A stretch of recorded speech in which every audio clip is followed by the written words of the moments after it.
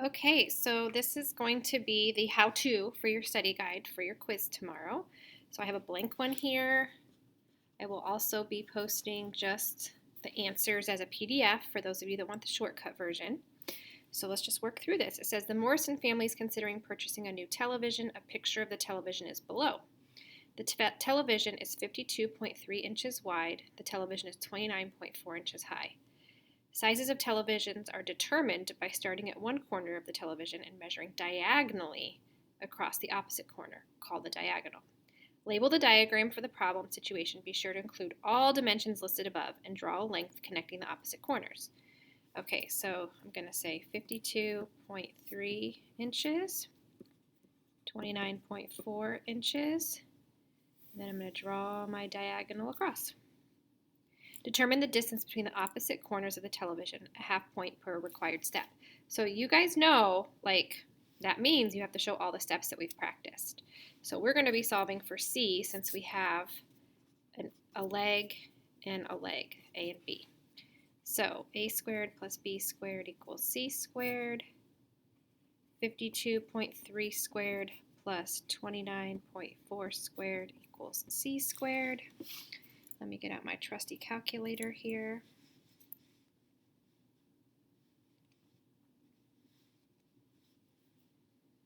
So we've got 52.3. That gives me 2,735.29 plus 52.3. Yep, I guess that's it. Seems pretty big. 29.4 squared gives me 864.36 equals C squared. Add those two together, so 2,735.29, and I got 3,599.65 equals C squared. And then I take the square root of 3,599.65 and the square root of C squared, and I get 60 is about C. So then my complete sentence answer would be the television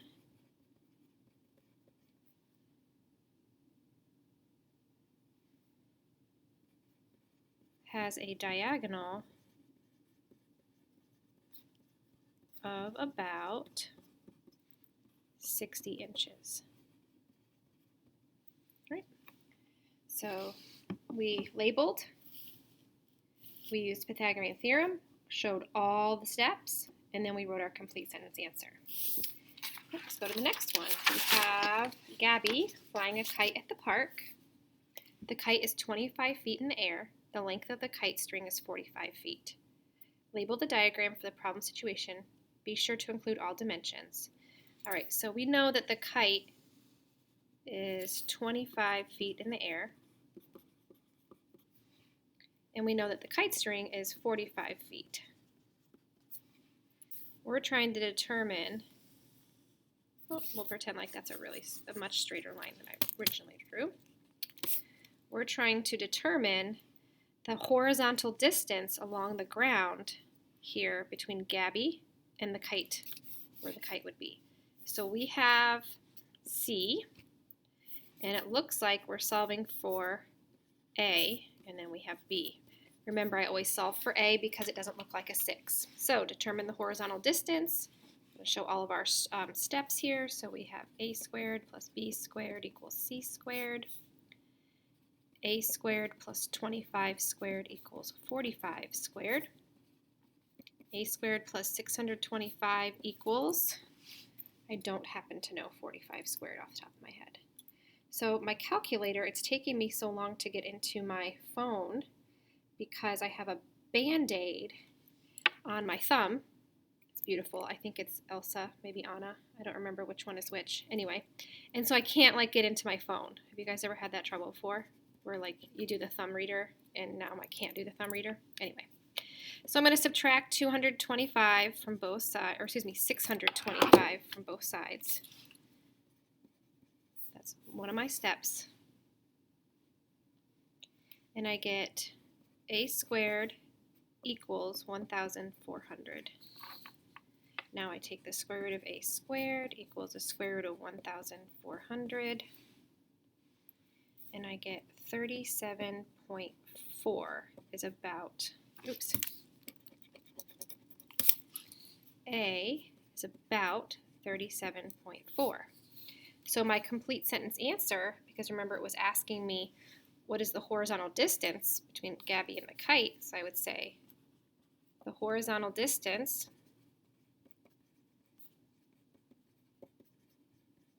between Gabby and the kite is about 37 feet, right? I have to use that word about because it's not an exact value. So it's about 37 feet. Okay. Let me check something really quick. Did I say about in the first other one? Yep, I did. Okay. All right, moving right along. Now we've got our coordinate plane situation. It says use the coordinate plane to the right to determine the shortest straight distance between these two ordered pairs. So let's go ahead and label these. So we go over 2, up 6. And then we go back 3, down 3. So we're going to connect these. And then remember, I don't particularly care which way you do, a triangle going down or a triangle going up. Either way, now we can find our distance. 1, 2, 3, 4, 5, 6, 7, 8, 9. And 1, 2, 3, 4, 5. So I'm going to do, I have A and B, so I'm going to be solving for C, my little right triangle symbol there. So I've got A squared plus B squared equals C squared. 5 squared plus 9 squared equals C squared. 25 plus 81 equals C squared.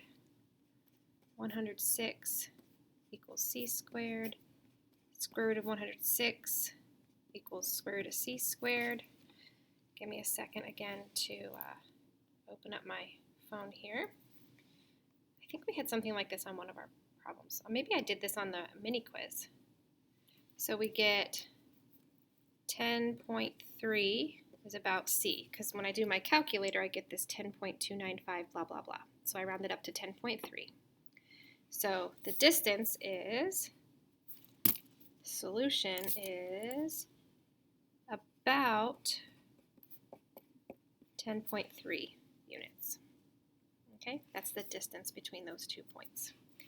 All right, now we use the coordinate plane at the right to determine the shortest straight distance between the slide and the swing set. All right, so I'm going to connect the slide to the swing set. I'm going to do my creating a triangle situation here. So again, we're solving for C. A is going to be, or excuse me, this side length is going to be 1, 2, 3, 4, 5, 6, 7, 8.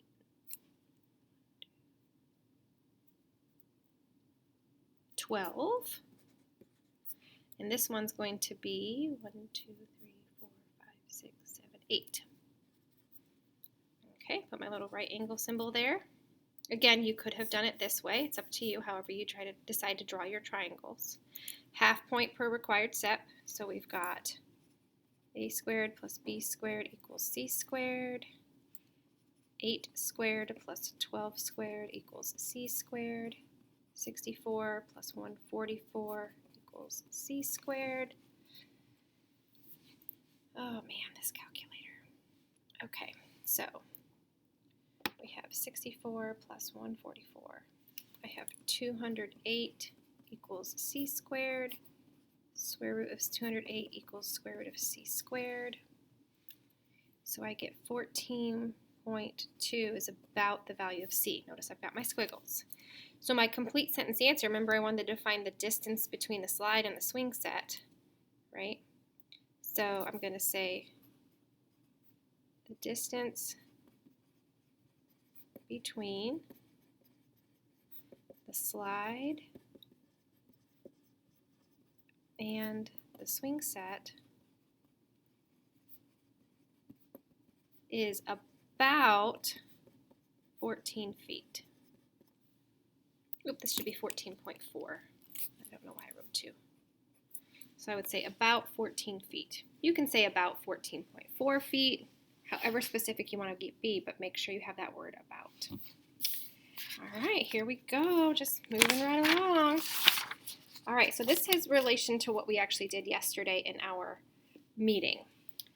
In our class, right? So we talked about these square roots and the sides and things. A community flower garden in the shape of a square has an area of 120 square meters. Brody claims that the length of the side of the garden is square root of 120. Janelle claims the length of the side of the garden is 60 feet. Who is correct? So if you remember, we talked about how you take the square root to find the side length, right? We don't just divide by 2. That would be an accident. So Brody is correct, right? Explain your reasoning below. Our reasoning would be you take the square root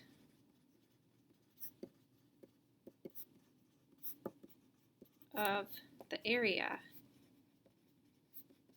to find the side lengths of a square.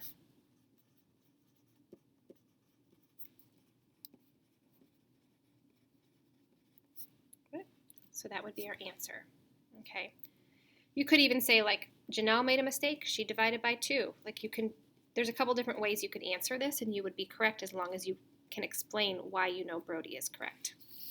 All right, and then we have these kind of easy ones, right? So we're going to do square root of x squared equals square root of 64. This one, x is exactly 8. So our answer, x equals 8. And then here we have a two-stepper, right? So we're first going to divide by 4 to get that x squared alone. And we're going to get x squared equals 15. Square root of x squared equals square root of 15.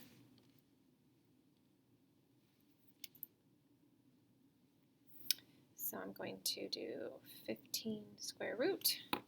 And I'm going to get x is about 3.9 because if you look here, I have 3.87, so this 7 forces me to round this up to 9. And I get x is about 3.9. Now, if you put 3.8, I'm not going to count it wrong, but I still need you guys we need to review how to do some rounding here. Okay, last page, and this is just straightforward Pythagorean theorem, right? It says find the missing side length in each of the following triangles. Show all of your work. Again, half point per required step. So a couple of these are going to be worth 7 half points, and then one will be worth 6 half points depending on what you're solving for. So for A, this example A here, I have the 2 legs, so I'm going to be solving for the hypotenuse. Remember, our right angle points to the hypotenuse. So I've got a squared plus b squared equals c squared.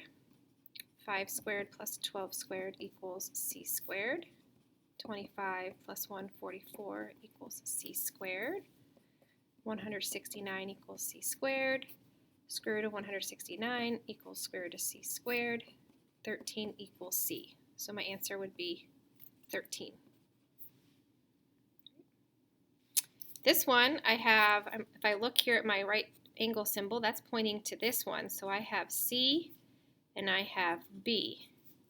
So I'm going to be solving for A. So we have a squared plus b squared equals c squared.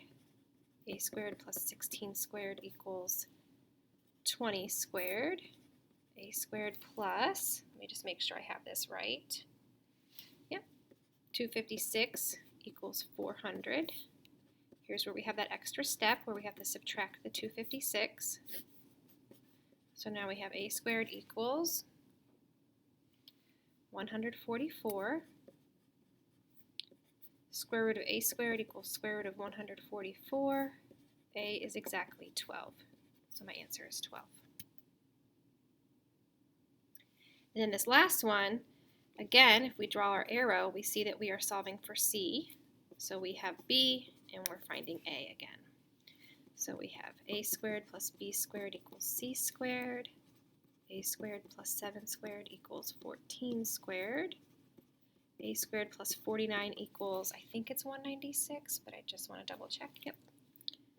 Equals equals 196. Here's that extra step, subtract the 49. And you get a squared equals 147. Square root of a squared equals square root of 147. So I have a is about 12.1, so my answer would be about 12.1, right? So that's it. There's your study guide. As always, if you have questions, feel free to email me. If you think I made a mistake, by all means, please let me know. And I will also, like I said, be posting this as a PDF for you to just quick glance if you need to look back at something real quick. All right, thanks. See you guys tomorrow.